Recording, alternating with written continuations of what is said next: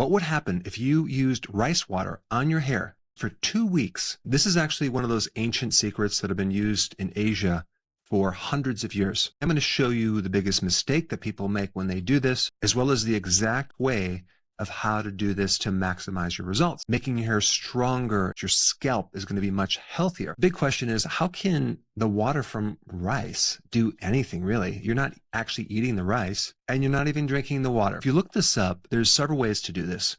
Some people will take a cup of rice in 2 cups of water and they'll mix it together and then they'll let it sit for a couple hours. They'll strain off the rice and then use that rice water on their hair. That's really not going to do anything. There's a way to make this rice water that you can turn that into a probiotic. What's interesting is you're not actually adding any microbes at all. The microbes are already on the rice. The microbes are actually in the air. And so what you're going to do is you're going to create this probiotic liquid, which is going to be made over a period of time of 48 hours, where these microbes are going to eat the starch from the rice and they're going to reproduce at a massive level. And you're going to use that probiotic with all the additional byproducts that are created on your hair and your scalp. A lot of great things occur from fermentation.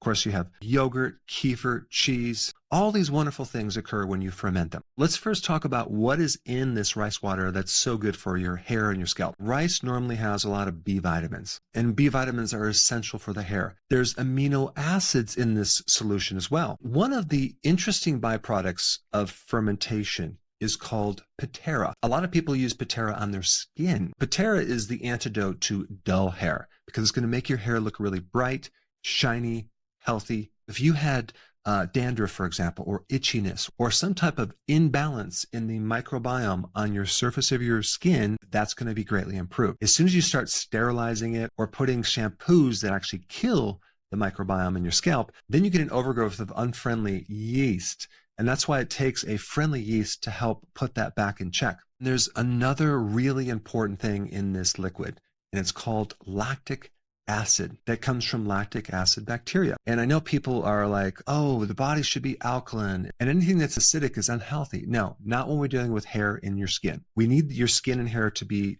on the acid side. And lactic acid is an acid that will help the skin and hair and decrease that dullness and frizzy hair that you may have. And there's other nutrients in this liquid too, like magnesium and selenium, for example. This liquid also increases something called nitric oxide, which can actually help bring oxygen to the root of the hair. Overall, it can do a lot for your hair, your scalp, and your skin if you want to put it on your skin as well. Let me now show you how to make it. So simply add 2 cups of that rice in a bowl, add 4 cups of water. And I recommend taking your hand and massaging it a little bit, just so you can clean out any dirt or excess starch. Then you're going to drain the water. So what's left in the bowl is 2 cups of this wet rice. At this point, add 2 more cups of fresh water. Mix it up a little bit and let it sit at room temperature for 2 hours. You're going to drain out the fluid into the glass jar. Cover the jar lightly, that way it has a chance to breathe.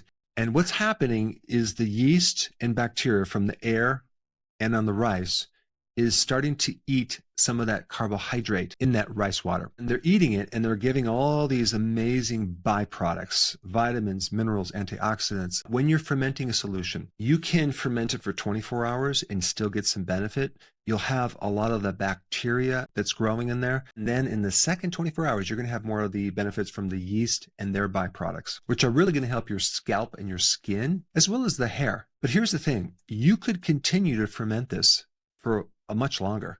You can go a week.